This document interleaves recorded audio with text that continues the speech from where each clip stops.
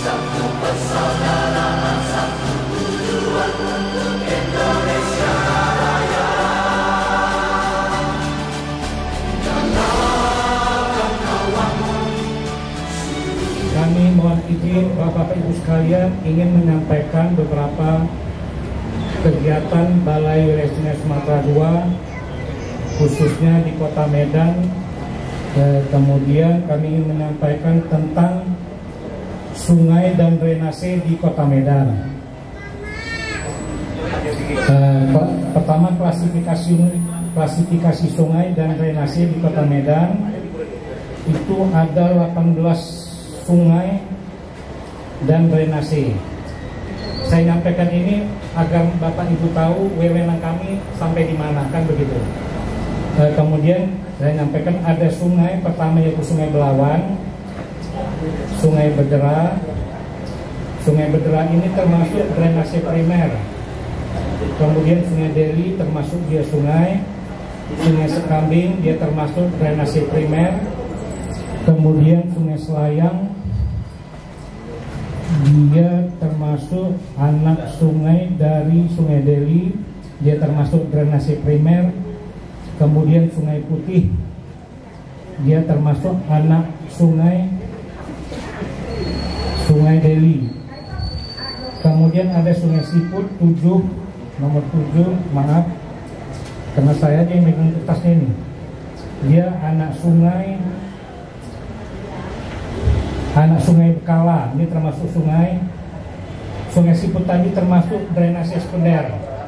Kemudian Sungai Bekala, Sungai Babura itu termasuk sungai.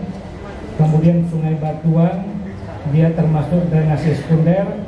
Kemudian kalau lihat dari lokasinya ini induknya Sungai Kera ya, daerah Sungai Rengas. Kemudian dia ada parit yang masuk ke drainase primer Sungai Kera, yaitu parit Emas dan parit Sulang Saling. Kemudian ada parit Markondi, juga dia anak Sungai Kera. Kemudian ada Sungai Percut di sebelah timur. Kemudian ada Sungai Batangkuis juga di sebelah timur. Kemudian ada Sungai Buncong, yaitu sungai sekunder, anak Sungai Batangkuis. Kemudian ada Sungai Kebun Lada, yaitu drainase sekunder yang jatuhnya dia ke Sungai Kera tapi bagian muara. Jadi itulah klasifikasi sungai yang berada di Kota Medan, Bapak Ibu sekalian. Kemudian kami akan menyampaikan kegiatan yang telah kami laksanakan, yaitu peningkatan kapasitas Sungai Deli dari muara sampai ke pertemuan Sungai Deli, Sungai Babura. Pertemuan Sungai Deli dan Sungai Babura itu tahun 1992 sampai tahun 1994. Kemudian 2, peningkatan kapasitas Sungai Deli, pertemuan Sungai Deli Sungai Babura sampai ke daerah kantor DPR sekitar 0,8 km itu tahun 1994. Mungkin saya rasa saya lanjut aja kegiatan yang tahun ini aja ya Pak ya. Kemudian ada pekerjaan kita, sumber dana kita Bapak Ibu, yaitu APBN pusat yang sedang dilaksanakan pada tahun 2022 ini, yaitu pertama pembangunan prasarana pengendalian banjir Sungai Badera bagian hulu tahun 2022 dengan biaya sebesar 43 miliar. Kemudian pembangunan prasarana pengendalian banjir rob Belawan zona A sebesar 28 miliar. Kemudian pembangunan prasarana pengendalian banjir Sungai Deli sebesar 23,5 miliar. Selanjutnya rehabilitasi pintu pengendalian banjir bendung Sungai Deli 6,7 miliar. Kemudian yang terakhir bendung Lau Sineme sebesar 1,3 triliun. Itu sudah mulai kontrak tanggal 2017 sampai dengan 2023 nanti. Kemudian ada kegiatan usulan tahun depan. Usulan tahun depan yaitu pembangunan floodway Sungai Sekaminglawan, itu dicoret dia sungainya untuk tampungan banjir. Itu pekerjaan tahun 2022 sampai tahun 2023. Kemudian pembangunan prasarana pengendalian banjir Sungai Selayang tahun 2024. Kemudian pembangunan prasarana pengendalian banjir Rop Belawan lanjutan tahun 2024. Kemudian terakhir pembangunan prasarana pengendalian banjir Sungai Bedera Hulu lanjutan tahun 2024. Mungkin Bapak Ibu itulah yang dapat kami laksanakan tahun 2022 dan usulan tahun 2023-2024. Mungkin Bapak Ibu hanya itu yang dapat kami sampaikan. Saya tahu betul, bolak-balik saya ditelepon, saya dikirimi gambar, Pak. Banjir di sini tuh udahlah. Kalau hujan di sini daerah Medan kota ini, orang ini udah berbahaya. Mau lari kemana? Dulu sebelum pajak ini dibangun, katanya belum pernah banjir sampai sepinggang. Nah sekarang ternyata tempat tidur pun udah banyak yang basah, Pak. Selanjutnya salam dan hormat saya kepada Ketua PAC Medan Area dan seluruh jajarannya, sekretaris dan jajaran PAC sampai ranting. Merdeka! Luar biasa PAC Medan Area yang hadir lengkap dengan seluruh panglima perang di lapangan. Ini sudah menunjukkan ciri-ciri mau menang. Amin. Kalau mau menang itu ada ciri-cirinya. Mau kalah pun ada ciri-cirinya. Kalau nggak kompak, lewat. Betul ya Pak Dian ya? Kalau Medan Area kompak kan? Biarpun pura-pura kompak. Nah, karena Pak Panda dulu sering menyampaikan kepada kami, kalau rapat di partai itu udah kalian ketua sekretaris agak rapat duduknya, jangan jauh-jauhan. Pura-pura kompak kalian di hadapan ini. Tapi semoga ini bukan pura-pura. Jadi kita semua merasa bangga dan bahagia bahwa Medan Area ini bisa lebih maju lagi dan kita siap hat-trick 2024 ya. Merdeka! Terkhusus ahli baik tuan rumah kita Pak Ahmad dan Ko Ali, Pak Ahok dan seluruh jajaran pengurus, pedagang, pasar timah dan masyarakat di sini. Tepuk tangan untuk ketua-ketua kita ini. Tanpa mereka perjuangan itu rasanya tidak sempurna. Karena saya sudah sering kemari berdialog, kita bersyukur masih ada orang yang peduli, masih ada orang yang mau tahu terhadap keadaan kita semua. Pak Ali, Pak Ahmad, Pak Ahok dan kawan-kawan yang lainnya tetap semangat Pak. Saya doakan Bapak sehat-sehat. Kita terus berjuang Pak untuk masyarakat ini. Tepuk tangan untuk kita semua. Tanpa kita semua ini rasanya kan bagaimanalah perjuangan itu. Anak ayam kehilangan induk.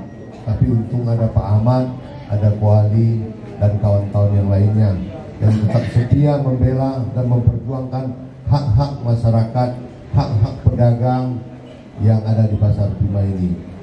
Saya menerima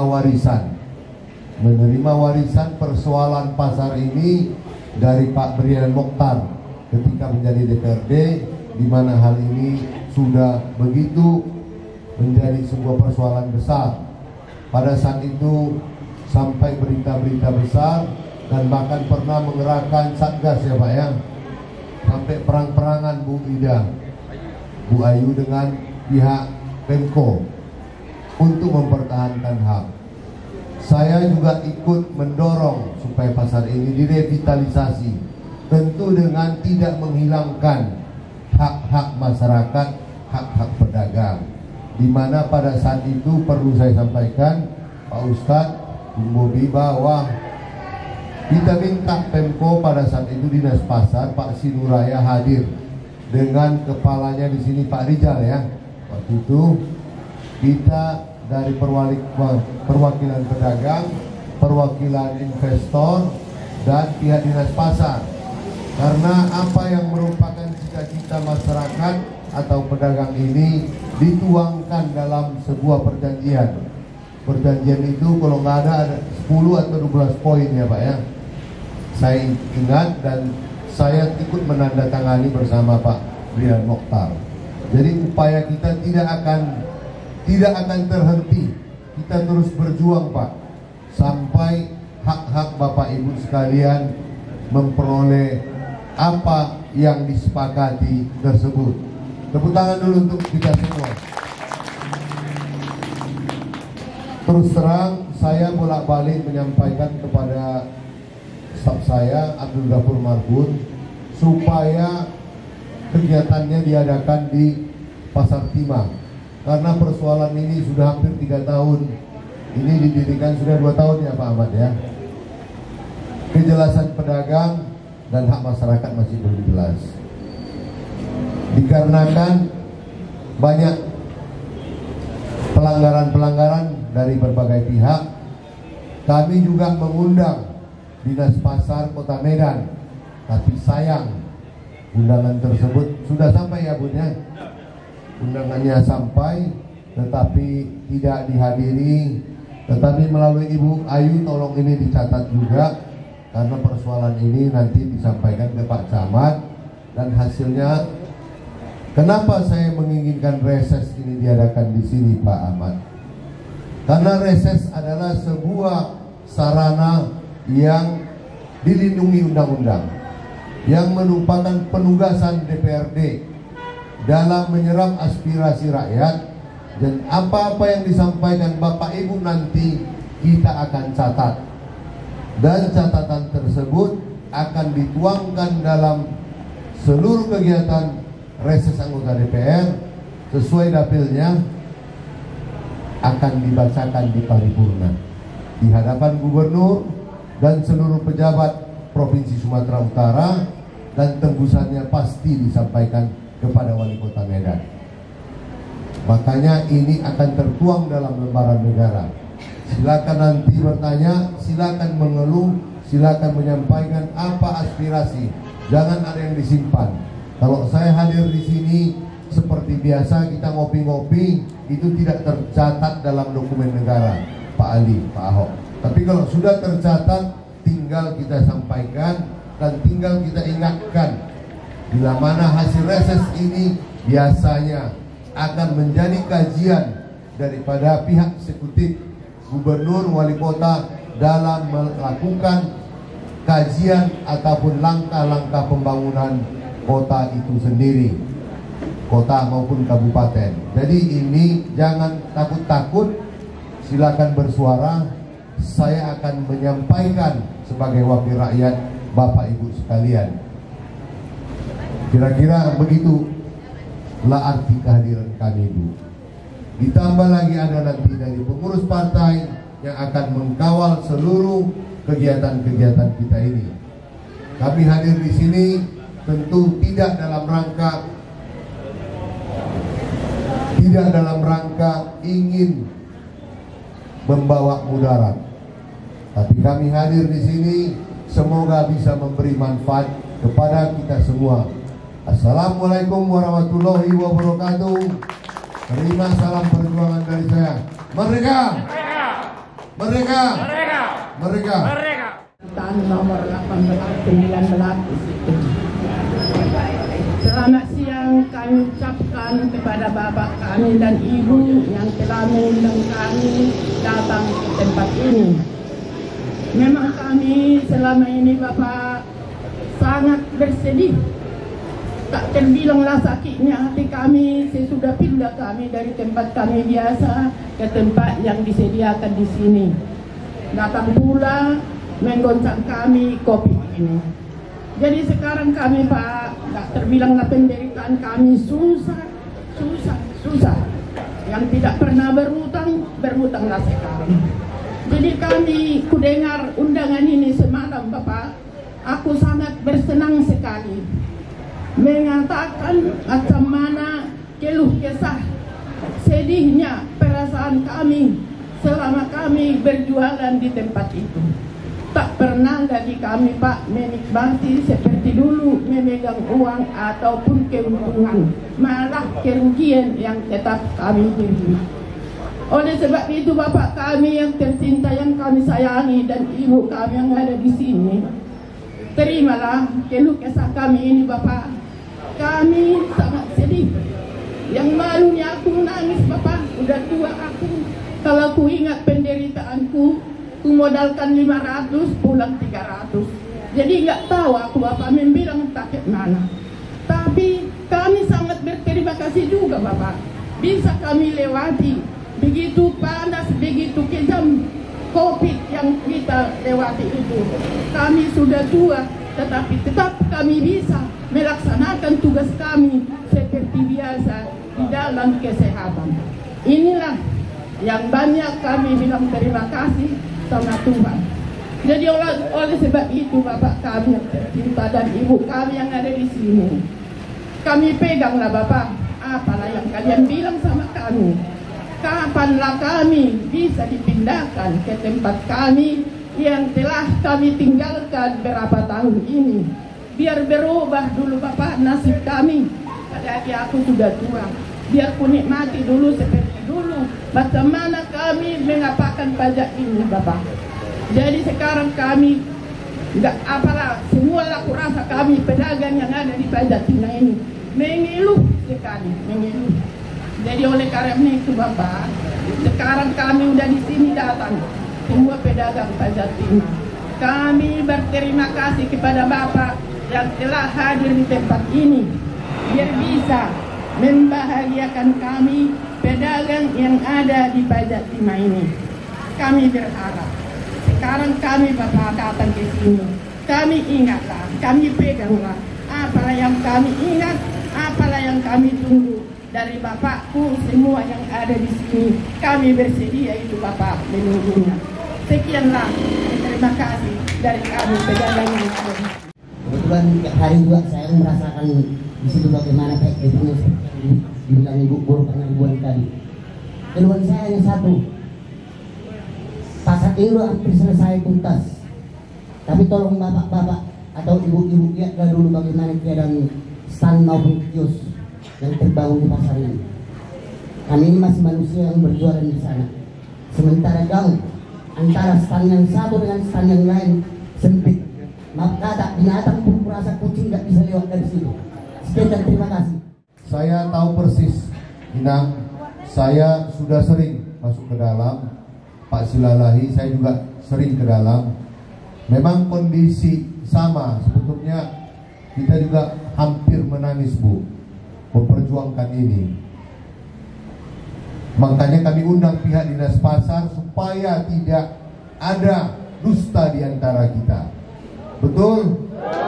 Nah, apa yang Ibu inginkan, apa yang menjadi kesepakatannya Pak Ali dan Pak Ahmad, pedagang dengan dinas pasar sudah dituangkan dalam MOU terhadap pihak ketiga atau pihak pengelola yang membangun pasar ini. Dikarenakan banyaknya pelanggaran-pelanggaran, kami juga mohon kepada Pak Wali Kota, ya, nanti kita akan tuangkan apapun hasilnya, Inang, ini menjadi catatan dan akan saya sampaikan kepada Pak Wali Kota. Mudah-mudahan ini saya live, Pak Wali Kota nanti bisa dengar apa yang saya sampaikan, apa yang menjadi keluhan orang ibu atau Inang, bapak-bapak pedagang di Pasar Timah ini, supaya segera bisa diselesaikan persoalannya karena sudah terbangun hampir 2 tahun. Bagaimana penempatan yang baik dan benar, tidak melanggar, biar sama-sama bisa senang. Pedagang bisa untung, pengusaha bisa untung. Pergerakan perputaran ekonomi kerakyatan bisa berputar, karena kalau pada akhirnya semua susah, negara juga akan menjadi tanggungan negara. Mudah-mudahan apa yang Inang sampaikan sama Pak Silalahi, saya sudah dapat intinya agar bisa cepat pindah ke tempat yang sudah disepakati dengan ukuran yang tentu bukan seperti yang Pak Silalai sampaikan tadi. Janganlah seperti kandang kambing, ya, ukuran yang pantas dan layak untuk berdagang.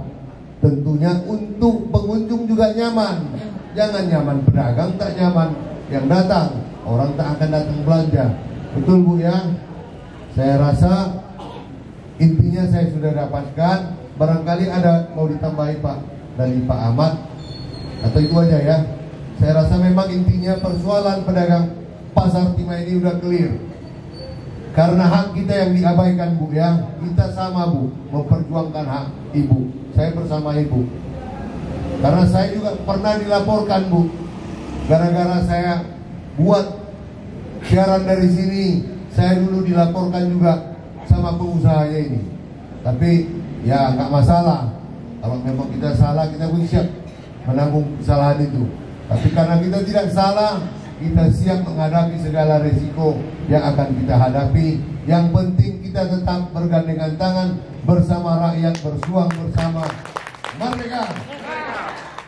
Di Jalan Semangin Wahidin, Pandowo 2 Pak. Jadi masalah setiap hujan itu drainase parit Sulang Saling itu tidak menampung lagi Pak. Jadi saya mohon untuk Bapak Dinas dan dari APD untuk bisa lah menanganinya Pak. Kalau bisa dikorek lah Pak ini. Sudah mendangkal Pak. Hujan sedikit aja, aduh, nggak bisa bilang lagi Pak. Masyarakat di Jalan Semangin itu sampai rumahnya ditinggikan semua ya Pak. Gara-gara parit itu lah, parit Sulang Saling itu. Jadi itu saja yang bisa saya sampaikan. Wabillahi taufiq wal hidayah. Assalamualaikum. Pak, ini untuk menangani banjir daerah yang mana Pak ya? Di sini. Daerah sini ya? Daerah sini ya, sampai jalan apa rumah Bapak?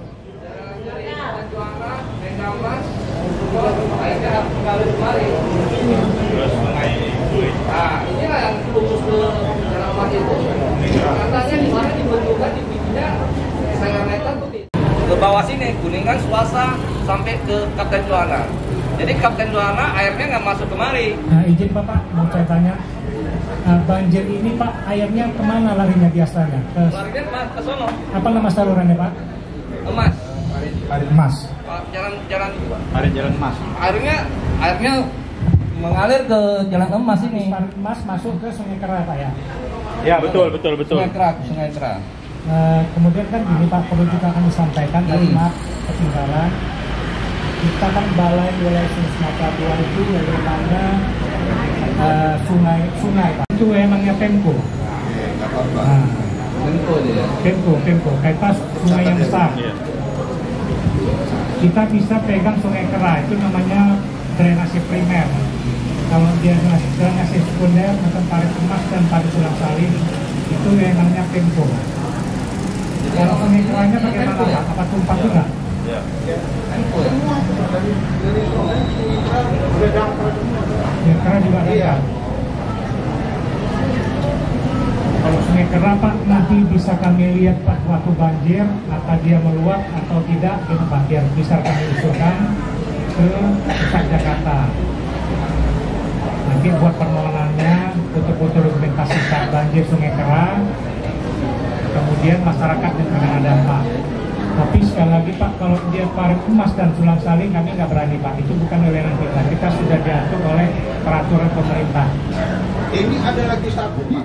Asal hujan, air dari Buyung ini mengalir ke gang itu semua. Jadi gang itu soal hujan nggak bisa lagi Parit apa tadi namanya Pak? Ya, Parit apa? Buyung, Jalan Buyung. Mau tembus ke Jalan Semangin. Saya sebagai pejabat pembuat komitmen Sungai dan Pantai 2 SMP BPJS Balai Wilayah Sungai Sumatera 2, yang ketepatan dalam hal ini penanganan pengadilan banjir Kota Medan itu ada di bagiannya saya Pak. Tapi terutama kita hanya menangani sungai-sungai intinya saja Pak, ataupun sungai-sungai yang masuk ke dalam wilayah sungai kita, kawasan wilayah sungainya yang dikelola oleh Balai Wilayah Sungai Sumatera 2. Namun tetap bisa bersinergi Pak dengan pemerintah Kota Medan, dan inilah Wali Kota Medan, karena memang ini adalah sebenarnya adalah wacana dan juga rencana dari Wali Kota Medan dalam hal penuntasan atau pengendalian banjir Kota Medan. Nah, yang kita tangani ini Pak sebenarnya adalah sungai-sungai besarnya saja Pak. Kalau untuk drainase itu kita serahkan kembali ke Pemko Kota Medan, bukan kita. Makanya tadi seperti dijelaskan oleh Pak Agus, untuk drainase Sulang Salim dan juga drainase Emas itu bukan kita, namun di Pemko Medan. Apabila ingin itu dibenahi, mungkin bisa diusulkan ke Pemko Medan, maka secara bersinerginya Pemko Medan nanti akan menyampaikan ke kita agar drainase utamanya atau sungai utamanya itu Sungai Kerai ya Pak ya, itu juga ikut dibenahi.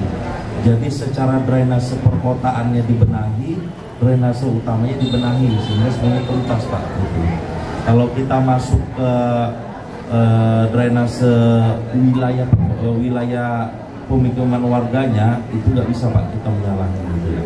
Tapi untuk bersinergi antara Pemko Medan dan juga Kementerian PUPR dalam hal ini Balai Hulu Sungai Sumatera II bisa Pak. Seperti yang kita canangkan ini pengendalian banjir yang untuk Sungai Sikambing dan juga Sungai Belawan. Nah, kita akan rencanakan ada melaksanakan pembangunan floodway. Kewenangannya itu berbeda. Yang saya bawa ini dari provinsi dan pusat. Salam sejahtera untuk kita semua. Om Swastiastu, Namo Buddhaya, salam kebajikan, Rahayu. Yang sama-sama kita hormati dan kita banggakan Bapak Rudi Hermanto selaku anggota DPRD Sumatera Utara sekaligus Wakil Ketua Fraksi PDI Perjuangan Sumatera Utara. Beliau telah banyak mendengarkan aspirasi dari seluruh peserta yang hadir dan banyak ilmu yang mungkin kita dapatkan. Beliau memang tidak menyelesaikan itu secara 100%, tetapi beliau memberikan kita tadi suntikan semangat. Setelah nanti Bapak Ibu dari sini mendengarkan pidato dari Pak Rudi, moga-moga rezeki Bapak Ibu mengalir. Tepuk tangan buat Pak Rudi. Yang saya hormati Bapak Ketua Pedagang Pasar Pak Ahmad, yang saya hormati Bapak BWS Pak Dharma, yang juga hadir dari Jakarta dari Kementerian PUPR Bapak Yuda Valentino, yang saya hormati Sekjen PAC PDI Perjuangan Kecamatan Medan Area, ini sahabat kental saya, Pak Alian Nafia, yang di samping kanan saya Ibu ya. Yang saya hormati seluruh kader, rekan-rekan PDI Perjuangan yang sangat luar biasa sekali pada hari ini. Dan tentunya tidak lupa seluruh masyarakat yang hadir pada kesempatan yang berbahagia ini. Saya juga tidak lama-lama menyampaikan pesan dan kesan sekaligus memotivasi Bapak Ibu sekalian, karena dari sini saya akan langsung bergerak ke Mesir. Mesir itu maksudnya Medan dan sekitarnya, bukan negara Mesir. Jangan serius kan? Pada kesempatan kali ini saya ingin menyampaikan satu topik ya, yaitu the magic of giving. Itu tema kita. Apa itu the magic of giving? Keajaiban memberi. Itu tema kita. Memberi, berbagi dalam bahasa Al-Quran, juga dalam bahasa Alkitab, dalam kitab-kitab suci sedekah. Itu yang umum. Berbagi, memberi itu adalah satu perbuatan yang sangat luar biasa. Maka sampai saya berikan judul magic. Ada keajaiban, ada sihir di balik sedekah itu. Dimana dengan kita berbagi, kita tidak akan kekurangan, Bapak Ibu. Dikala kita susah, tapi kita masih bisa berbagi, susah itu terkadang bisa tertutupi. Rezeki tadi bisa mengalir dan bertambah. Aneh memang, mengeluarkan tapi kok malah makin banyak. Prinsip-prinsip dasar dalam kehidupan kita juga seperti itu, Bapak Ibu. Lihat, hujan itu kan terus mengeluarkan air, terus dia memberi. Maka dia tidak pernah kita dengar ada hujan bangkrut. Kita lihat juga dalam kehidupan sehari-hari kita, alam semesta ini, matahari terus memberikan cahayanya kepada kita. Dia berbagi untuk kita. Tidak pernah kita mendengar matahari itu mau pensiun. Ajaib memang. Dan sesuatu yang ajaib itu bukan berarti tidak ada. Dia tidak kasat mata, tetapi dia bisa kita yakin ketika kita mengalami itu sendiri. Saya ingat sekali waktu di awal-awal COVID, saya pun juga mengalami kondisi ekonomi yang begitu memprihatinkan. Susah, berat menjalani kehidupan. Tapi saya teringat prinsip the magic of giving itu. Tetap kita memberi, tetap kita ngasih, sampai akhirnya tidak pernah kita mengalami kesulitan rezeki. Dalam kita berbagi itu, Bapak Ibu, tidak mesti banyak dulu baru berbagi, kaya dulu baru mau berbagi. Tidak perlu. Kadang kita simpel, Bu. Senyum aja kita, itu sudah memberi sedekah. Jadi kalau nggak ada duit, banyak-banyak nyengir. Itu senyum sedekah yang ekonomis, irit. Kadang-kadang kita bisa memberi itu ya dengan ide-ide ya. Bapak Ibu juga begitu. Coba memberi itu juga dengan cara-cara, dengan mekanisme yang luar biasa, yang macam-macam. Saya misalnya, Bu, waktu masa pandemi dulu, simbol, saya beli nasi bungkus harga 10.000 ya. Baru saya bagikan ke orang-orang yang memang membutuhkan. Sebungkus nasi. Ada tukang beca. Masa-masa COVID dulu itu saya bagiin. Padahal duit gak ada, gak banyak gitu maksudnya. Udah habis tabungan-tabungan itu untuk menutupi kekurangan-kekurangan yang ada. Karena pada waktu COVID memang kondisi rezeki memprihatinkan. Banyak orang, bahkan perusahaan pun gulung tikar. Jadi saya coba itu, seperti itu. Kadang ada tambahan rezeki yang diberikan oleh Allah, Tuhan yang Maha Kuasa. Itu kadang kita tanya tukang jamu misalnya, Bu, Ibu kalau jamu ini laku, semua jamu ini berapa lah, Bu? Satu hari Ibu keliling sana kemari 250.000. Nih, Bu, saya kasih uang 250.000, gratiskan orang yang minum jamu Ibu. Itu teknik memberi juga. Misalnya, Bu, ya, kan gitu. Jadi banyak cara untuk kita bisa memberi itu. Yang penting ikhlas. Tapi andai saja kita juga nggak ikhlas, tetap dibalas. Ini perbuatan baik yang berbeda dari perbuatan yang lain. Ibu ngasih nggak ikhlas, tetap dibalas. Karena prinsipnya siapa yang memberi maka dia akan diberi. Itu dia. Al-Quran menyebutkan dalam surat Al-Baqarah perumpamaan orang yang memberikan hartanya seperti satu pohon, di mana pohon itu ada 7 cabang. Dalam setiap 7 cabang ada 100 biji, lalu dilipat gandakan lagi rezeki yang luas itu. Bahkan di dalam ajaran Konfusius, satu pesan dari pepatah-pepatah Tiongkok, kalau Anda memberi ikan, maka Anda memberikan orang hidup 1 hari. Tapi kalau Anda ajarkan cara menangkap ikan, maka Anda bisa memberikan rezeki pada seseorang seumur hidupnya. Jadi Pak Rudi, beliau tidak selalu memberi ikan, Bu, tapi beliau mengajarkan cara menangkap ikan. Tinggal Ibu, Bapak yang mencoba untuk meresapi pesan-pesan yang disampaikan tadi. Pasti kalau kita betul-betul bisa mendapatkan ilmu, maka kita bisa bertahan sampai kita menghembuskan nafas yang terakhir. Bapak Ibu sekalian yang dirahmati Allah, jadi percaya, walaupun nggak percaya pun tetap dibalas. Ini memberi begitu kan? Bahkan di dalam Alkitab itu pernah saya baca pada surat Lukas 6:38, berilah dan kamu akan diberi. Coba, bukan terimalah, tapi disuruh memberi.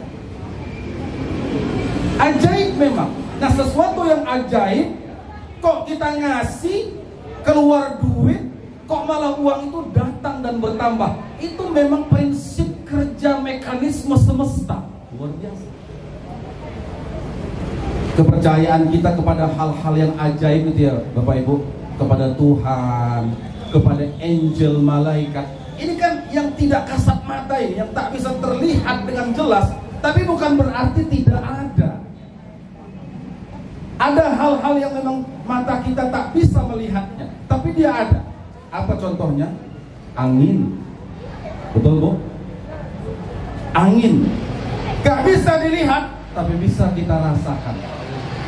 Bahkan bisa kita bedakan. Misalnya sepoi-sepoi, angin ribut, puting beliung, angin topan, buang angin. Nah, itu gaib, itu ajaib, itu bahkan betul. Gak terlihat, dia tidak kasat mata. Buktinya gara-gara orang buang angin, itu guru-guru sama kepala sekolah lagi rapat Bu. Lagi rapat ada yang buang angin, terdengar suara buka cala guru matematika. Apa kata guru matematika? Ini sesuatu yang tak bisa dikali, tapi baunya bisa dibagi-bagi. Kata guru kesenian, ini letak kuncinya dari kunci K. Kata guru agama, ini yang membatalkan sholat. Kata guru IPS, ini perbuatan menyimpang. Kata guru biologi, ini sehat. Sehat. Kata guru geografi, lain lagi, posisi keberadaannya mengikuti arah mata angin. Kata guru bahasa, kalimatnya bisa ditulis, tapi aromanya tidak bisa diungkapkan dengan kata-kata. Kata kepala sekolah, kurang ajar lah ya, kayak kentut, kata dia, rupanya kepsek yang buang angin. Ajaib dia ya. Gara-gara buang angin tadi itu, yang gak nampak itu, tapi bisa membuat orang jadi berbeda-beda pendapat tentang masalah itu. Tapi yang namanya rezeki, dia harus dipancing. Kata Sayyidina Ali, pancinglah rezekimu dengan memberi. Pancing rezeki dengan bersedekah. Gak mesti banyak, sedikit ikhlas, rasakan bagaimana kebalikannya, pembalikan daripada apa yang kita beri itu. Kau beri, pasti akan diberi. Kau menyayangi, kau akan disayangi. Kau menzalimi, kau pasti akan dizalimi. Jadi Bapak Ibu sekalian, itulah dia the magic of giving.